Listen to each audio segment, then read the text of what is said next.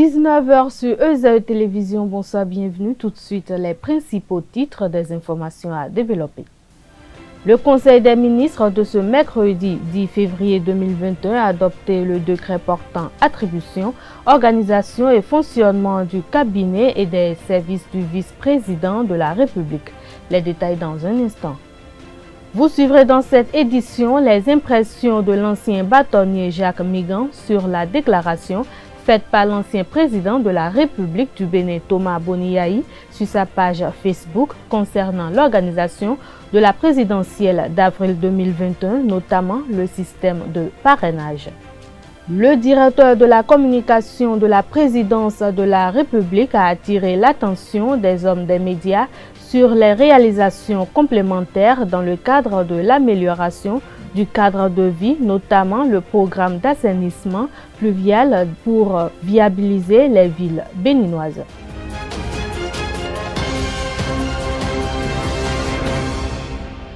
Bonsoir si vous nous recevez. Le Conseil des ministres s'est réuni ce mercredi 10 février 2021 sous la présidence effective du chef de l'État Patrice Talon. Plusieurs décisions ont été prises, dont l'adoption du décret portant attribution, organisation et fonctionnement du cabinet et des services du vice-président de la République, adoption du décret portant création, attribution, composition, organisation et fonctionnement du cadre institutionnel de la mise en œuvre de la politique holistique de protection sociale en République du Bénin, adoption du décret portant nomination des membres représentant l'État au sein du conseil d'administration de la société Bénin Diffusion, adoption du décret portant nomination des membres du conseil d'administration de l'Agence pour le développement du numérique, adoption du décret portant nomination des membres des conseils d'administration des centres des œuvres universitaires et sociales d'Abomey-Calavi et de Parakou, réalisation d'études hydrogéologiques et hydrophysiques dans le cadre du projet de renforcement des systèmes d'alimentation en eau potable des villes de Banikwara, Bembereke, Niki et leurs environs. À la faveur d'une interview accordée au groupe de presse EZAE, Maître Abraham Zizidoré s'est prononcé sur la maturité de la démocratie béninoise. Pour lui, la conférence nationale des forces vives du 1990 n'a pas pu résoudre les problèmes liés au système partisan. Suivons son argumentaire au micro d'Abdelkader Achiro. C'était un diagnostic quasi unanimement partagé par la classe politique, qu'il faut nécessairement faire quelque chose pour notre système politique, pour le système partisan. C'est unanime. C'était avant le président Talon. Et à la rencontre, un membre de la délégation de l'UP, député de son État, a rappelé les représentants du PRD étaient là pour dire comment le président de l'Assemblée, le président Rumbedji, dans son discours d'investiture, a repris ce diagnostic et a montré la nécessité de réformer le système partisan. Parce que c'était le boulet que traînait la conférence nationale. La question du système partisan n'était pas réglée à la conférence nationale. Et pendant ça, près de 30 ans, 25 ans au moins, ça a été le serpent de mer, politique et juridique qui a fait que le Bénin a tourné en rond. Parce que du dehors, on voit que l'alternance se faisait chaque 5 ans. Pour l'extérieur, le Bénin était un modèle démocratique comme la Guinée, comme le Mali. C'était les 2 meilleurs élèves de la classe 90 du renouveau. Parce que de l'extérieur, l'alternance se faisait, les gens se disaient de bonne foi, ça marchait. Or, de l'intérieur, ça ne marchait pas. Ça ne marchait pas. On essayait de rafistoler, de raccommoder, des compromis, voire même des compromissions. Les gens ne percevaient pas ça et ça donnait l'image d'un Bénin, c'est-à-dire une démocratie romantique, c'est la romance, la liberté, les droits de l'homme. Or, c'était une démocratie élitiste, une démocratie procédurale, formelle, apparente, parce qu'au fond, cette démocratie n'a pas nourri son peuple, n'a pas nourri le bas peuple. C'est entre les élites, se partageaient les postes, et l'argent était roi. La classe politique était un métier, des dizaines, pour ne pas dire des centaines de partis politiques qui en faisaient leur fonds de commerce, qui à l'Assemblée marchandaient, qui prenaient en fait un chef d'État en otage. Une gouvernance en otage. Il faut le dire, il faut le dénoncer. C'est la seule manière pour nous de renouveler la démocratie, la conférence nationale. C'est la seule manière de sauver ce qui a été fait à la conférence nationale. Sinon, on tombait. Vous voyez le Mali aujourd'hui? C'est ça. Parce qu'ils n'ont pas fait les réformes qu'il fallait. Si on continue, il faut faire le bilan. Parce que les gens pensent qu'on veut déconstruire la conférence. Pas du tout, au contraire. Nous voulons renouveler cette démocratie-là. Il lui faut une plus-value. Et cette plus-value-là, il faut une plus-value. Et c'est cette plus-value que le président Talon est en train d'apporter actuellement avec la classe politique, avec les partis qui le soutiennent pour faire ces réformes. Cela nous paraît indispensable. Il n'y a pas d'héritage sans inventaire. La conférence nationale, c'est bien. Mais héritier de cette conférence, 30 ans après, nous devons en faire l'inventaire pour voir ce qui est bon, il faut garder, ce qui a manqué, ce qu'il faut compléter pour revigorer. Il ne s'agit pas de revenir en arrière, comme certains le disent. Il s'agit de renouveler plutôt cette démocratie-là qui a été en panne sur le plan de l'organisation politique, de l'organisation partisane. Ça, il faut le dire. C'est tout le monde qui a vu. Et vous allez voir, j'ai l'habitude de dire ce qui se fait aujourd'hui au Bénin, où de 150, 250, 300 partis, aujourd'hui, nous sommes moins d'une vingtaine. Il suffit de continuer cette réforme, de la renforcer, et vous verrez d'ici à là, nous aurons peut-être 4 ou 5 partis politiques au Bénin et les gens viendront à l'école de la réforme du système partisan du Bénin. L'ancien président de la République du Bénin, Thomas Boni-Yahi, a fait une déclaration hier mardi 9 février 2021 à travers sa page Facebook. Il dénonce le système de parrainage et martèle que le mandat du président Patrice Talon prend fin constitutionnellement, selon lui, le 5 novembre 2021 à 00 minutes. Plus loin, dans son adresse, il invite les forces de défense et de sécurité à être neutres. À cet effet, Esaü TV s'est rapproché de l'ancien bâtonnier Jacques Migan afin de recueillir ses impressions. Il est au micro d'Abdelkader Achirou. Lorsque j'ai lu les propos du président Boni-Yahi sur les réseaux sociaux, j'ai été triste. J'ai été triste parce que j'ai trouvé ces propos inquiétant et menaçant. Boni-Yahi qui demande d'une part aux forces de l'ordre de s'abstenir, d'agir. Qu'est-ce qu'il entend par s'abstenir, d'agir?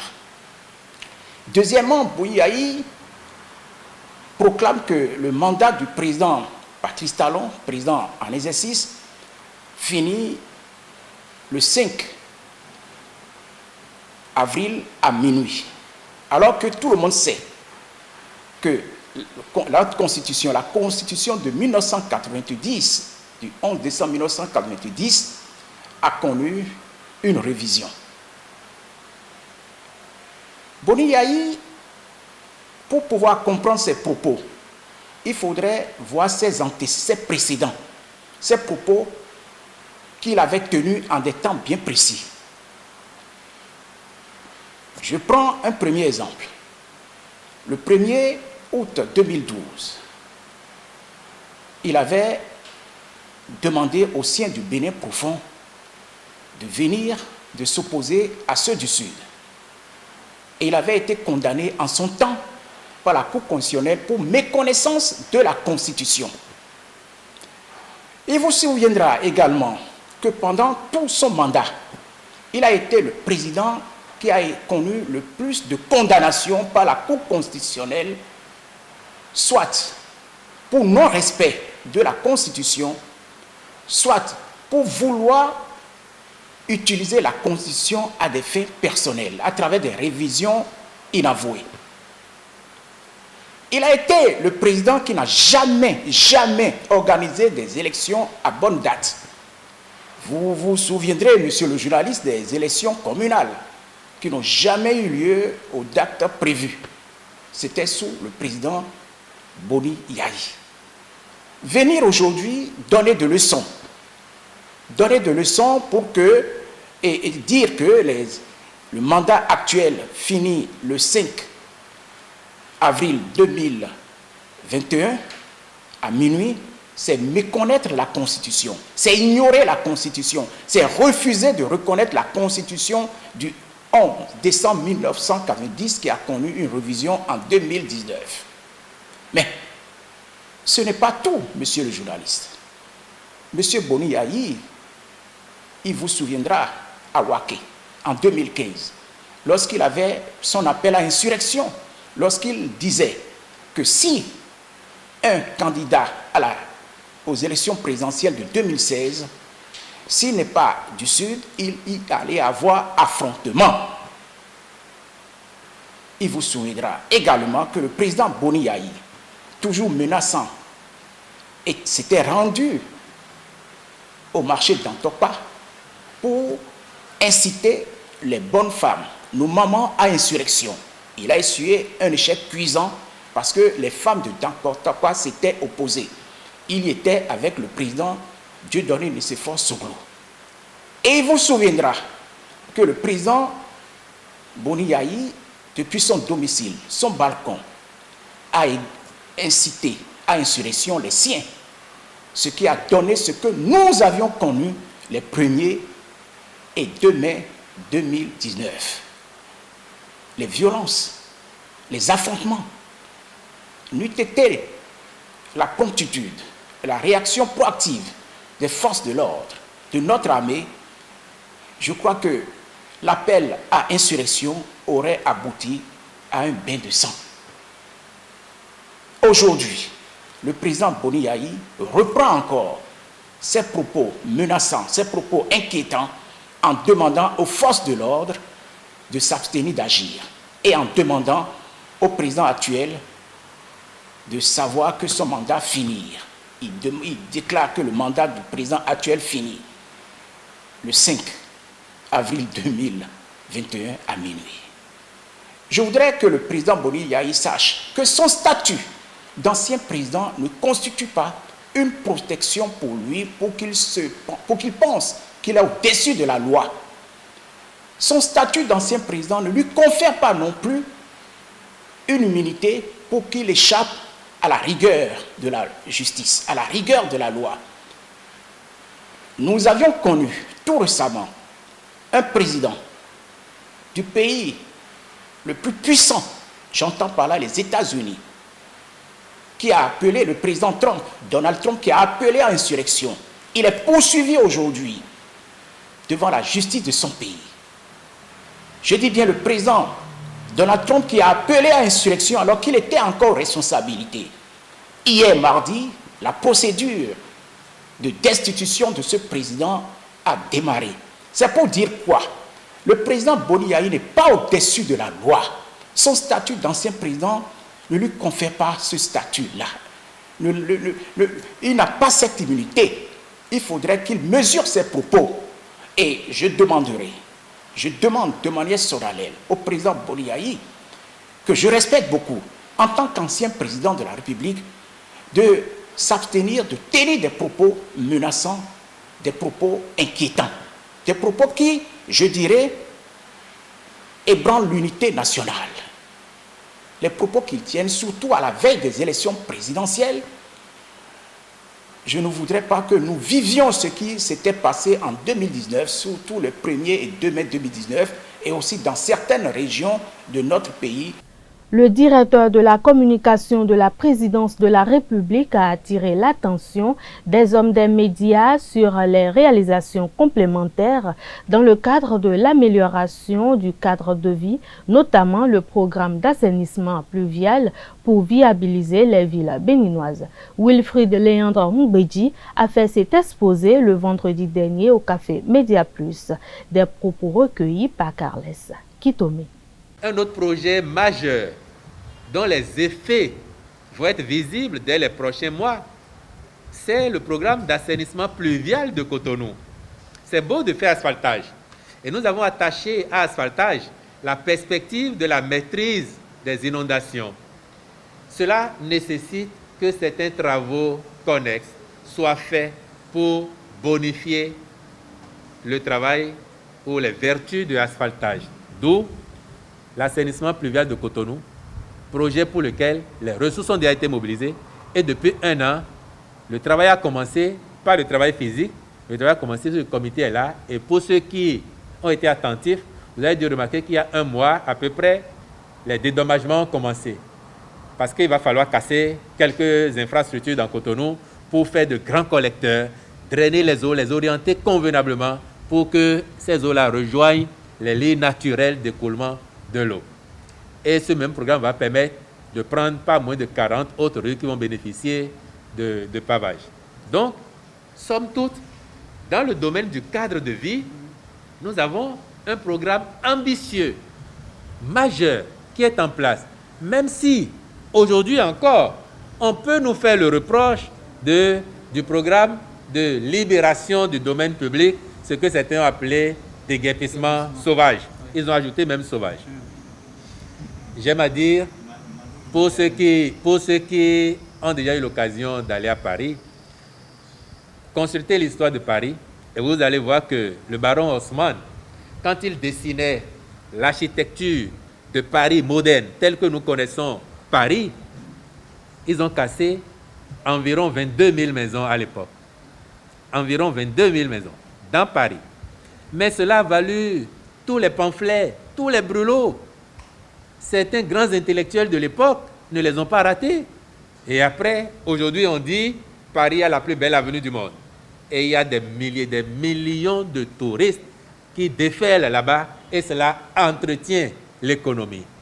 Lorsque nous faisons les programmes que nous avons fait, et nous ici, nous avons fait l'économie des casses de maisons par ailleurs. Nous n'avons pas cassé de maisons. On a libéré l'espace public. Mais on n'a tué personne. Ailleurs, il y a eu des morts quand ils ont fait ce genre d'opération. On n'a tué personne, on n'a pas cassé de maison. On a juste, même, je vais dire, sauvé la plupart des dames, des gens qui étaient sur la voie là, on les a privés du côté véreux de certains propriétaires qui louaient l'espace public et qui prenaient l'argent pour eux. L'association Le Droit à l'Image, à l'Énergie a procédé le vendredi 29 janvier 2021 à la mise en service officielle des installations en énergie solaire réalisées à l'école primaire publique EPP d'Atinonko de Sogbe dans l'arrondissement de Toré-Kada. La cérémonie s'est déroulée en présence du maire de la commune de Toré-Bocito, Rogatien Akwaku, des sages et notables de la localité, ainsi qu'une délégation du Millennium Challenge à compte de Bénin. Compte rendu, c'est de Larios Adjagbeno.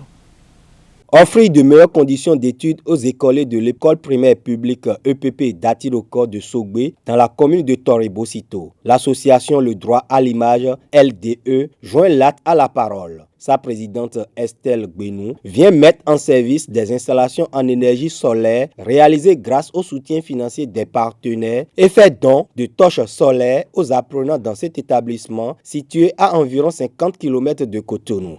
Le coût de cette réalisation est environ 1 000 € pour l'installation des panneaux solaires qui peuvent alimenter toute cette école et environ 1 000 €, un peu plus de 1 300 € en dons de sacs à dos et de kits solaires, torches solaires pour permettre à ces étudiants de pouvoir étudier la nuit. Parce que nous rappelons que l'électrification à 100% est notre combat. L'électrification à 100% n'est qu'un moyen pour permettre à la jeunesse d'avoir l'avenir qu'elle mérite. Ce n'est qu'un moyen, non pas une fin. Le directeur de l'EPP d'Atirokor salue le sens de l'engagement de la parole donnée de leur bienfaitrice, puis promet entretenir le joyau. Vraiment, c'est merveilleux, c'est du jamais vu. Estelle, on l'a connue, ça fait pas un an, en avril 2020. Et aujourd'hui, déjà, nous ne sommes pas encore en avril 2021. Et c'est une réalité, tout ce qu'elle nous a promis. Nous allons sécuriser donc l'installation parce que nous avons des ampoules dehors qui éclairent la véranda et qui éclairent également donc l'arrière-cour.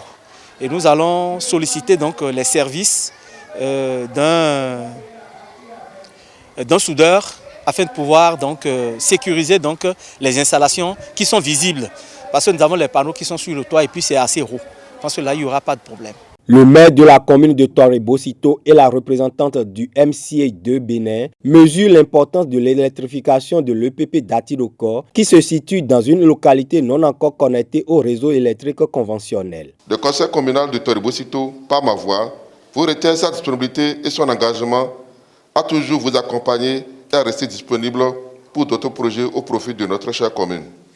Je suis certain que ces installations solaires qui seront mises en service aujourd'hui contribueront à l'amélioration qualitative des conditions de travail des enseignants et des écoliers de l'EPP d'Atirokor. Je voudrais, au nom de MCA Bénin 2, qui est le chef de file des partenaires techniques et financiers du domaine de l'énergie, dont la réunion se tient ce jour, bizarrement, vous féliciter, vous remercier et vous encourager à aller très très loin dans le domaine. Avec la mise en service du réseau électrique solaire à l'EPP d'Atirokor, l'association Le Droit à l'Image franchit une nouvelle étape dans son combat pour une électrification totale des pays de l'Afrique noire.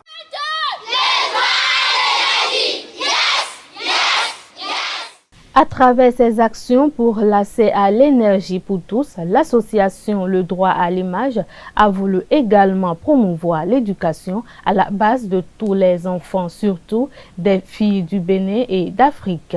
La présidente Estelle Gbenou s'explique. Parallèlement aux actions d'électrification que nous faisons, nous devons toujours continuer à encourager les plus jeunes, les élèves de la meilleure manière que nous pouvons en essayant de les équiper en matériel scolaire et en conseil surtout. C'est un élan de solidarité envers les jeunes écoliers de cette commune, envers particulièrement les jeunes filles qui se battent, qui sont souvent un peu moins soutenues que les jeunes garçons. Donc notre association a décidé cette année de faire sa toute première action envers les écoliers et nous espérons toujours en marge de l'association, pouvoir diffuser ce genre de messages aux parents d'élèves afin qu'ils continuent de protéger et de soutenir leurs filles écolières. Nous sommes vraiment contents d'avoir réalisé le peu que nous avons pu, d'avoir donné le sourire à quelques enfants aujourd'hui. Nous espérons pouvoir motiver davantage de personnes à nous soutenir pour que nous puissions faire davantage aussi pour les élèves non seulement de la localité de Torre-d'Atirokor mais plus d'élèves un peu partout dans le Bénin et vraiment un peu partout en Afrique. Nous pensons que ce sont toujours les gouttes d'eau qui font les grands lacs et que c'est nos enfants, il faut s'en occuper, il faut les aider, il faut les accompagner. Les dates de déroulement des différents examens de fin d'année pour l'année scolaire 2020-2021 sont désormais connues. Selon la décision interministérielle numéro 086, MEP-ESTA, MSR, META, fixant les dates des examens et concours de l'année 2020-2021, le certificat d'études primaires CEP se déroulera du 2 au 4 juin 2021. Pour ce qui concerne le brevet d'études du premier cycle BEPC, les épreuves auront lieu dans la période du 29 juin au 2 juillet et le bac du 12 au 16 juillet 2021. Les examens et concours professionnels se dérouleront quant à eux du 1er au 2 septembre 2021. Et voilà, ce sera tout pour ce 19h. Merci de votre aimable attention. Passez une excellente soirée. Bonsoir.